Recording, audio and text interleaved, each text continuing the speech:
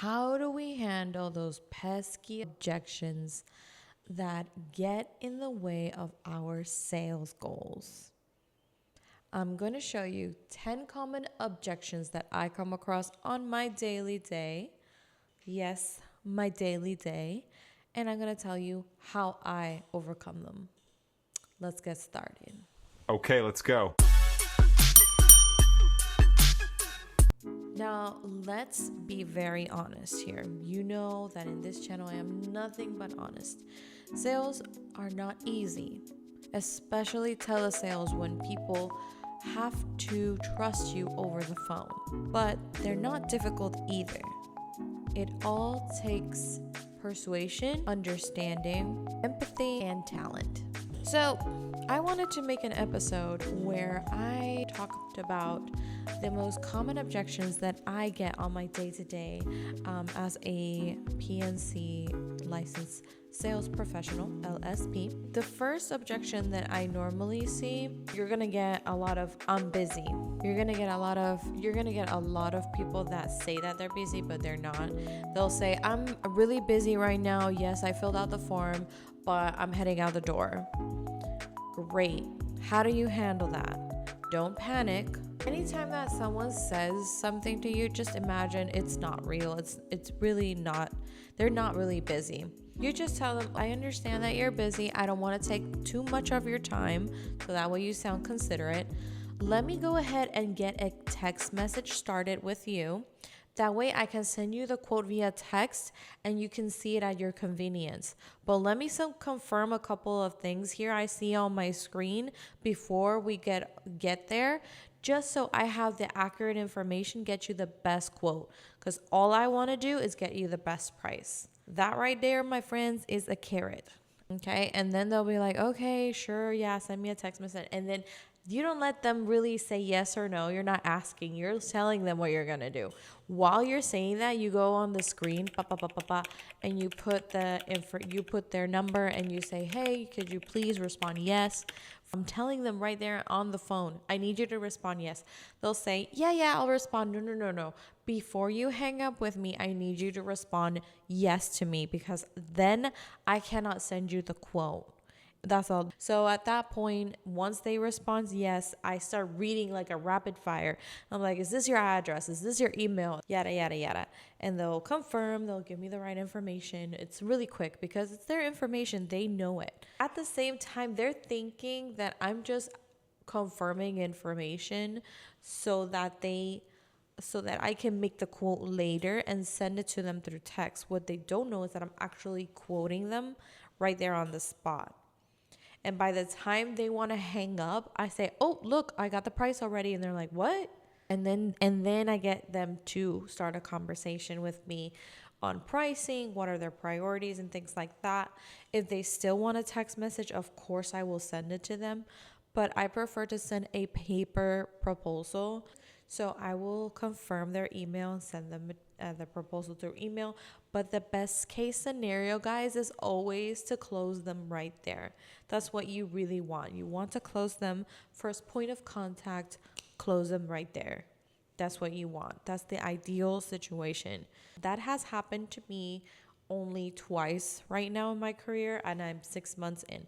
Of course, that will happen more times, but it's the ideal scenario, right? We try our best to keep them on the phone as long as possible so we can get them the quotes, we can get all the pricing information and know what to do from there.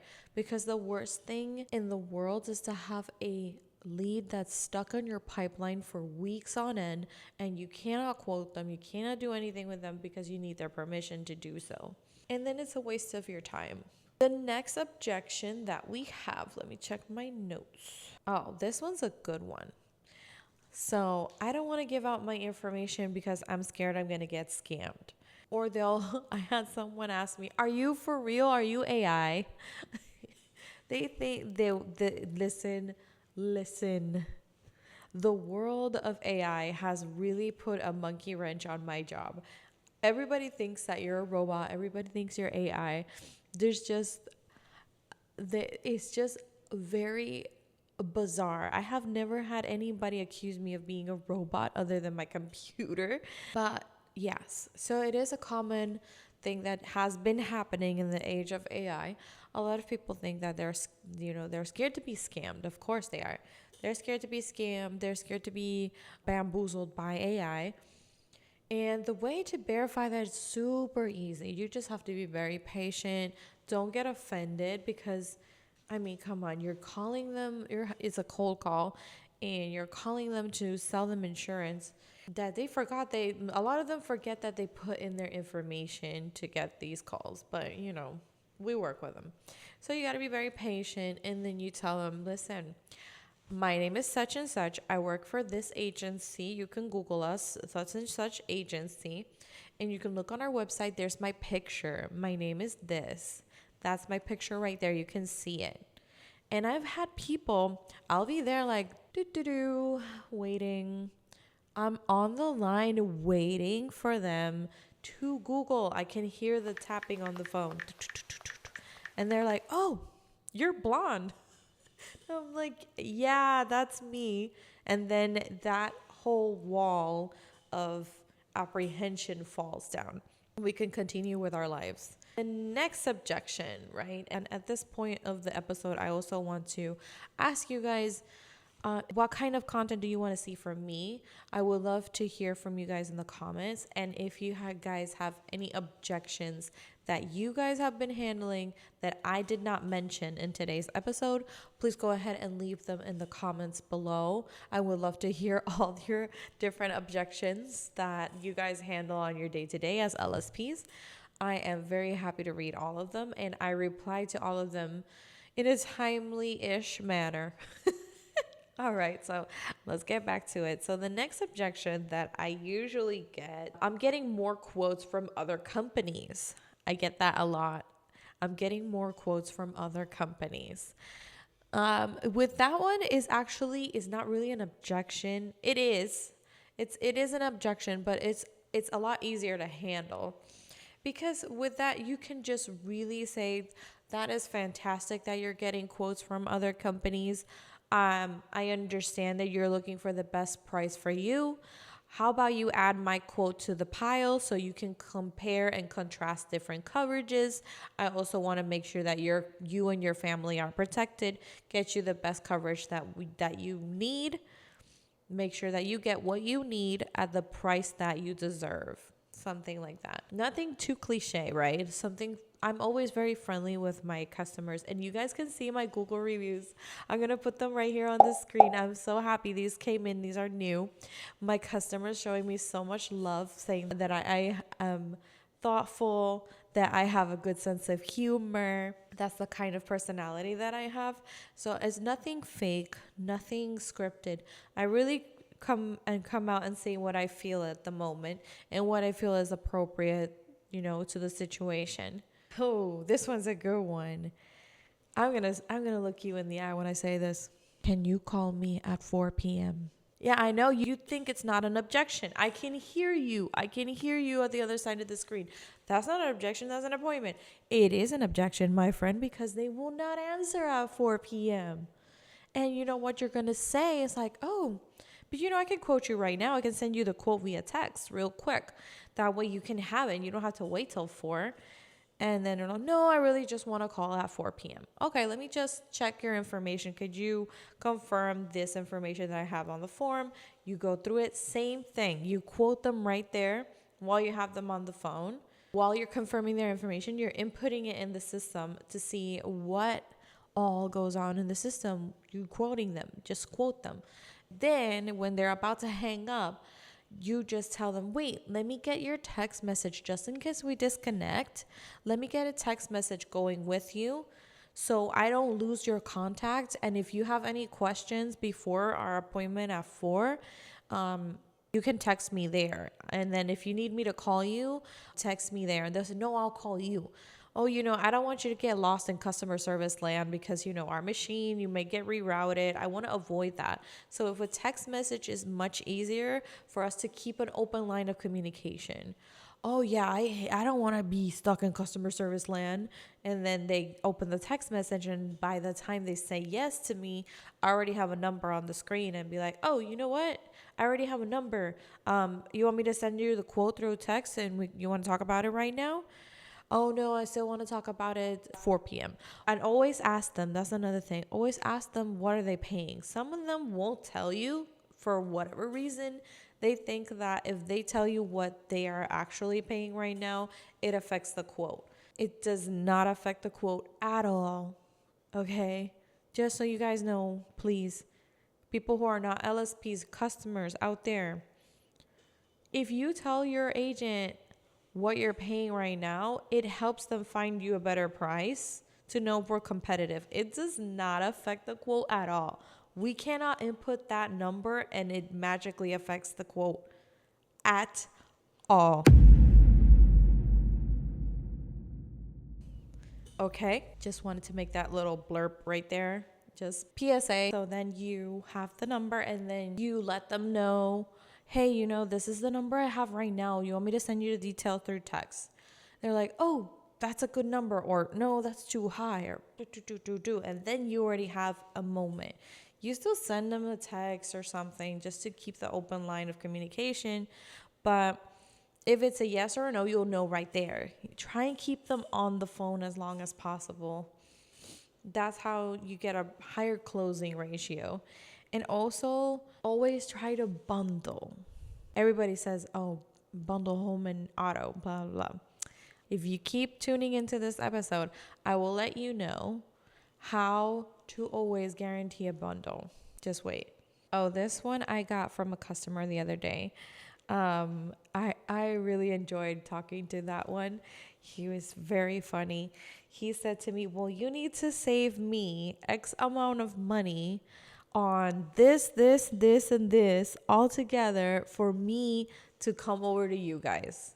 And I was like, okay, it is an objection, but it's more of a challenge, because it is very much an objection, because if you do not meet this challenge, you do not overcome this challenge of a set amount, then you lost the sale.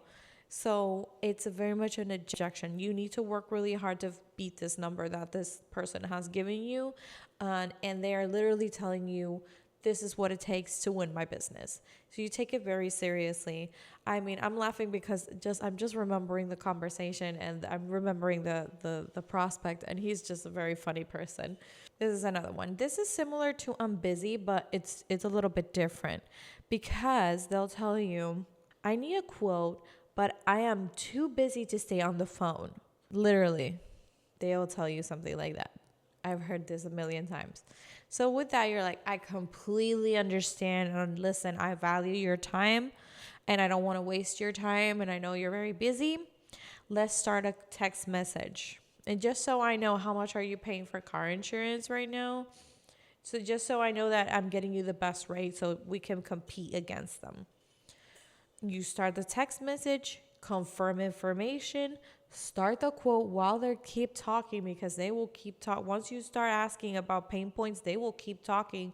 Oh my God, you won't know how much it said. I added my 17-year-old son and those rates just skyrocketed and oh my God, really? That is horrible. Yeah, our system has been very competitive with young drivers. And in the meanwhile, you're like typing and just inputting all the information and just quoting them. And they're like, oh, look at this. Oh, so your son is this person? Are they on the yes, they're on the policy. Oh, anybody else on the policy? Is it just you? No, my wife, my kid, my grandma, my mama. And okay, and what cars do they drive? Oh, are they owned? And they're like, okay, yeah, and I'm going to hang up now. And I'm like, oh, wait, I got a number. It's just keep the conversation going. They are going to say that they're out the door. They're going to say that they're busy, whatever. I've had people put me on their car Bluetooth. Like, oh, hey, hi guys, I'm in surround sound. And you just kind of build that kind of rapport. My mission is to save you money and to make sure that you're protected.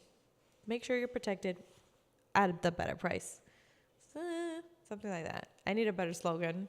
Make sure you're protected at the price you deserve. Something like that. Next objection. Oh, this one's a good one. Okay, this one is what I was talking about, bundling. So, I want car insurance, but I don't want any home or renters. Okay, not a problem. You go ahead, confirm all the information, confirm all the cars, confirm everything, confirm. While they're talking, you just ask them a little bit about the home. Home is a little bit tricky because they have more questions. But renters, you can do it right there. Like, okay, so you rent? Yes. How long have you been there? Oh, more than 5 years. Oh, is it this apartment? Yes. And then you're putting the renters together. You put it all together. You write down the number of what it is without the car insurance, without the renters. Write it down. And then you bundle it together. It looks like it's lower when you bundle your renters and it's this amount, and your renters is really cheap. It's like this amount, and then you're really saving this amount of money for every 6 months with this, or like this amount a year, something like that. And then the math will be mathing. And they're like, well, I don't really want renters. I'm like, are you sure? Because, in your renter's insurance, all your things are not covered, like your TV, your gaming console, your your furniture, this and that is not protected. If something happens or the apartment gets flooded, like that, that happened to me one time in my apartment in Florida, where the washing machine from the upstairs apartment just flooded into the bottom part of our rooms, and then my mom's stuff got all flooded, and then we had renter's insurance, so we got a little bit of money because we lost that to the flood because the stupid overflow of the washing machine upstairs. So you gotta kind of make it real because it should be happening in apartments. You really do need renter's insurance. Which, by the way, shameless plug, I know an agent here in Texas. Go ahead and send me a comment down below. If you need any insurance here in Texas, I have a person. And then number 9, can you call me at 6 p.m. or can you call me on Saturday? This is similar to 4 p.m. calls. This is likely not going to convert, but I have converted people that say this to me, but it's on the lower end because these people are really not committed and they are telling you to call them at like 6, 7 p.m.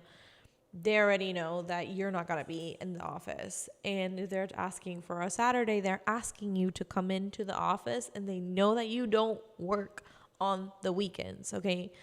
They know. They're asking you to come in for them and to them not show up. I had this happen to me twice. You know how aggravating it is? Okay, look, this is shameless. It's just, oh my God. You know how aggravating it is to set an appointment on a Saturday. You wake up, you get all your systems going, you call a person, you wait. They don't answer. And then they text you Saturday at like 4 p.m. Oops, sorry, I fell asleep. I was sleeping when you told me the time. Okay, Cindy. So now I make it a personal rule. I am not making any booking, any appointments. No one on Saturday. Only one of my customers called me took my call on a Saturday. We had an appointment on Saturday, and she followed through. She is a godsend. She's a saint because not only did she follow through, but I sold it, and she's one of my best customers. I love her so much. But she is like the exception to the rule. Everybody else do not care. They do not care. Don't set appointments on Saturday. Don't waste your time. I swear. That's a red flag right there. And to handle this objection, you're just going to do the best you can. Do the best you can and say, listen, this is my job, same as you. I work until 5:30.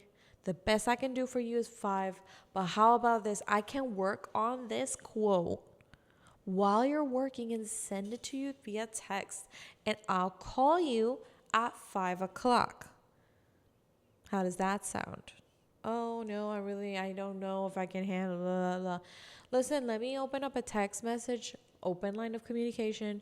You can see the quote at your leisure. You can ask me to send me any questions whenever you want, because I know you're working and you're busy, and we want our schedules to align, and I want to get you the best price. Just work with me here. And you open up the text message. You tell them, hey, just want to confirm, put it on the text. Just want to confirm that we're going to have a call at 5 p.m. I'm working on your quote right now, and I'm going to send it to you via text. But before you hang up, confirm everything. Confirm information. Confirm if those cars are owned. Confirm the coverages. Confirm who's on the policy. Confirm VIN numbers if you need to. Confirm license numbers if you need to. Confirm everything, because these people, very likely, they won't answer your phone again unless you have a good number. Those are the flight risks right there. You gotta, once you got them, it's like fish. Like when you go fishing, once you get them, you gotta reel them in. Alrighty, so last objection. This one is the funniest one. And it's one of the most common that I've gotten.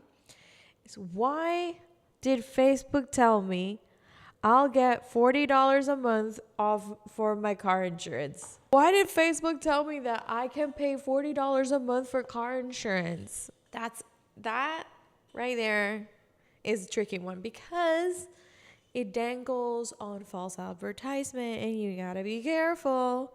So, and it has nothing really to do with you. It has to do more with the lead vendor on how they're doing their ads and their marketing to get the lead source.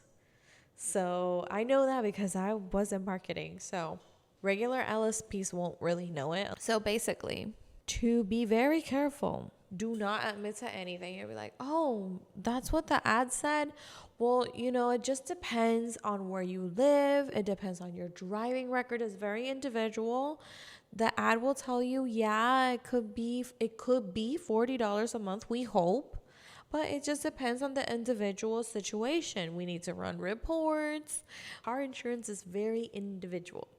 Depends on where you live. It depends on your coverage. Who's on your policy?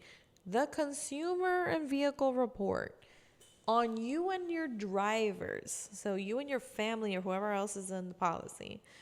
And that is what is really, and a lot of other underwriting reasons that I'm not going to get into. And I definitely do not tell my customers that, because that's a little bit more of over there with the actuaries. God, that's with them over there. So I don't get involved in that, because that's not my title, and I didn't study math like that. So it's for them. And if you beat their price, you beat their price. And then if they don't, I had one guy who almost hung up on me. I swear, he was like, oh, well, if it's not going to be $40 a month, I'm sorry to waste your time. Goodbye. And I was like, wait, let me work for you. Let me get you the best price. So then I convinced him, these vehicles, sometimes people have ridiculous coverages. That's why you have to really, as an LSP, use your judgment, use your experience. In his case, he had some older vehicles that the structure and how he had things done, he didn't need all that. So I told him, listen, if I do this and you do that, and these vehicles are a lot older, they don't really need all this fuss. So if we do this, it came out with this number. Is this within your budget? Does this look something that will alleviate your budget? And then he's like, yeah, sounds great. Yeah. And that's how you conquer objections. So we have come to the end of today's episode. Thank you so much for tuning in today. Don't forget to share this video with someone who needs it. Like, comment below, and subscribe to my channel for more content like this. And if you want to hear anything specific, you have any questions for me as an LSP and anything related to career change, as you guys know, I was a marketer turned into an LSP, and that's what I really talk about in this channel. Not only PNC subjects, but also career changes and life changes. If you guys want to hear more content about that, please go ahead and comment below. Let me know. And don't forget to follow She is a Beast wherever you listen to podcasts. Thank you so much. Bye.